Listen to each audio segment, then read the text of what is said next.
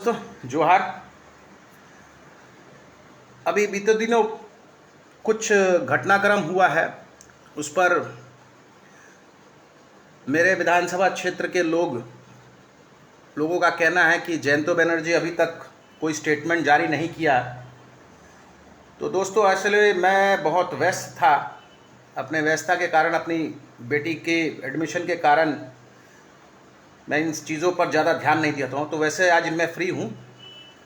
सबसे पहली बात यह है कि जिस तरह से इरफान अंसारी द्वारा जो बाबूलाल मरांडी जी के ऊपर में जिस तरह से उन्होंने कटाक्ष, जो भाषा, जो शब्दों का जो उपयोग किया गया है, मैं दरअसल इरफान अंसारी को कभी सीरियसली लिया ही नहीं हूँ।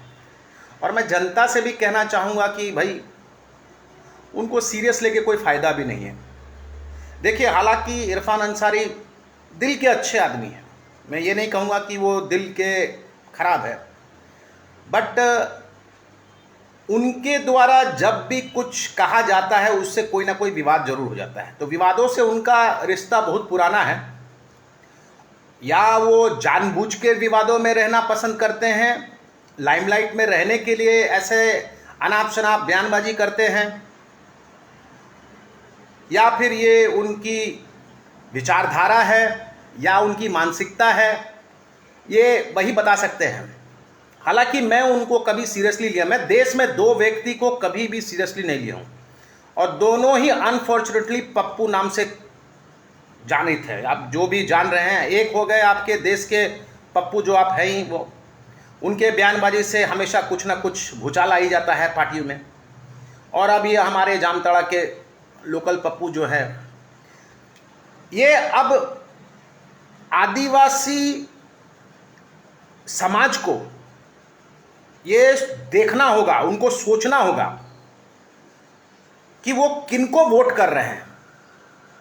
जो व्यक्ति बाबूलाल जैसा एक प्रतिष्ठावान व्यक्ति, एक झारखंड राज्य का एक बहुचर्चित व्यक्ति, पूर्व मुख्यमंत्री, झारखंड राज्य का प्रथम मुख्यमंत्री, भाजपा विधायक दल के नेता, भाजपा प्रदेश अध्यक्ष वर्तमान में, ऐसे व्यक्ति के ऊपर में जिस तरह से उन्होंने कहा कि आदिवासी इतना शिक्षित कैसे हो सकता है, मतलब ये है कि इरफान साहब का बोलने का जो तात्पर्य है, वो बोलना ये चाह रहे हैं कि आदिवासी इतना शिक्षित क्यों है। हम लोग तो आदिवासियों को हमेशा से ही मूर्ख बनाते आए हैं, और वो उनका सोचने का भी यही तरीका है कि आदिवासी तो मूर्ख है, तो आदिवासी इतना शिक्षित कैसे हो सकता है। ये जो सोच है कांग्रेस पार्टी की, ये सोच 70 साल से चला आ रहा है, और इसी सोच में ये पार्टी निरंतर देश में राज्य करते हुए आदिवासियों का शोषण करते आई है, आदिवासियों को घृणा करते हुए आई है। और आज उनके मुंह से खुद ब खुद निकल भी गया, वो भी विधानसभा में, कि आदिवासी इतने शिक्षित कैसे हो सकते हैं, आदिवासी इतने जानकार कैसे हो सकते हैं। अरे भाई, क्यों नहीं हो सकते आदिवासी जानकार? क्या आदिवासी को शिक्षा हासिल नहीं करना है? क्या आदिवासी समाज में नहीं रहता है? क्या आदिवासी हमारे साथ में कंधा से कंधा मिलाकर देश का प्रगति में शामिल नहीं है? परंतु उनकी मानसिकता में यह है कि आदिवासी सिर्फ वोट के लिए बना है। और मैंने भी पहले भी मैंने कहा था इरफान साहब को कि एक बार इरफान साहब, आप जामताड़ा छोड़ के अब नाला से आके चुनाव लड़के देख लीजिए, कौन कितने पानी में है, कौन कितना बड़ा नेता है, आपको खुद ब खुद पता चल जाएगा। क्योंकि आपके वहां पे अल्पसंख्यक ज्यादा है। आप जिस तरह आदिवासी को वोट बैंक बना के रखे हुए हैं, उसी तरह से मुस्लिम लोगों को भी आप गुमराह करते हैं और उनको वोट के लिए इस्तेमाल करते हैं, और उनके चलते ही आप जीतते हैं।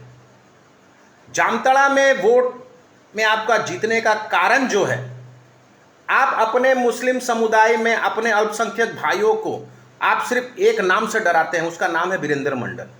आप सभी के पास में जाके बोलते हैं, अरे हमको नहीं वोट देगा तो वीरेंद्र मंडल आ जाएगा, अगर वीरेंद्र मंडल जीत गया तो ये कर देगा, वो कर देगा। ऐसा कुछ नहीं है। वीरेंद्र मंडल क्या कोई हवा है? वीरेंद्र मंडल भी तो इंसानी है ना।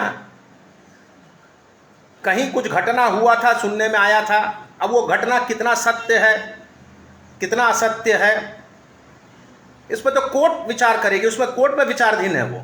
उसको लेके एक हवा बनाना, लोगों के बीच में भ्रम फैलाना, लोगों के बीच में आतंक फैलाना, और उस आतंक फैला के आप वीरेंद्र मंडल के नाम पे आप जामताड़ा की राजनीति रोटी सेक रहे हैं। आपके पास में कोई दूसरा मुद्दा नहीं है। आप एक तरफ से हमारे आदिवासी समाज को नीचा दिखाते हैं, अपने समाज के लोगों को बरगलाते हैं, फुसलाते हैं, किसी अन्य पार्टी के नाम से उनको भयभीत करते हैं, और जातिगत राजनीति करके आप इसी तरह जामताड़ा में लगातार दूसरी बार जीते हैं। आपने तिलक लगाया था, उसको आपने मिटा दिया। इसका वीडियो भी वायरल हुआ था। देखिए, मैं भी तिलकधारी हूँ, परंतु मैं हर धर्म हर जाति को लेकर साथ में चलता हूँ। मेरे कई मुस्लिम दोस्त हैं, मेरे कई मुस्लिम साथी हैं मेरे साथ में।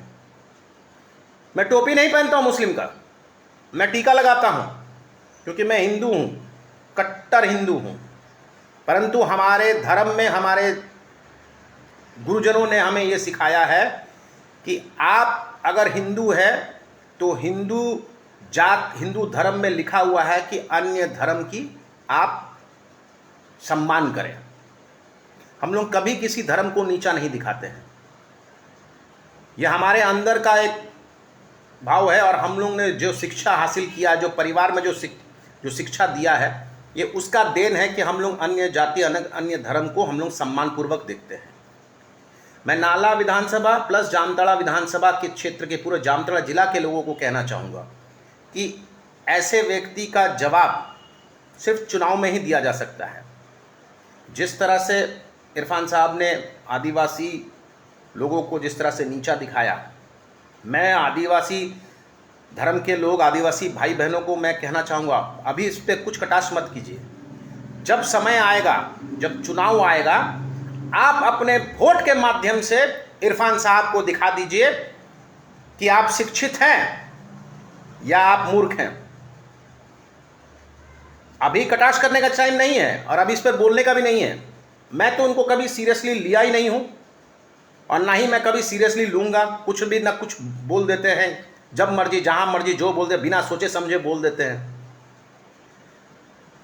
परंतु इसका जवाब इरफान साहब को चुनाव में मिलना चाहिए, और मुझे लगता है कि आदिवासी भाई बहन ही इसका जवाब सही में दे सकते हैं। और जो मुस्लिम भाई बहन हैं, मैं उनको भी कहना चाहूँगा, किसी के बहकावे में आके ऐसा कोई कदम मत उठाइए जिससे देश का प्रगति रुक जाए। मैं मुस्लिम भाई बहनों से भी अपील करता हूँ, किसी के बहकावे मत आइए, किसी के नाम से डरिए मत। कोई व्यक्ति आपको किसी के नाम से डरा के आपका वोट हासिल करता है, वो गलत है। इसीलिए कार्य करने वाले लोगों को देखिए।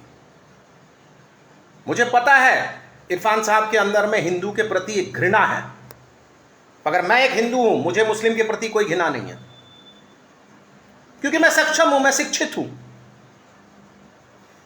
अपने आप को डॉक्टर कहते हैं।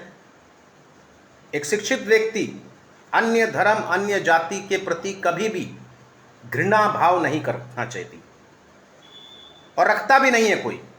अब इनकी मानसिकता क्या है, ये इरफान साहब भी बता सकते हैं।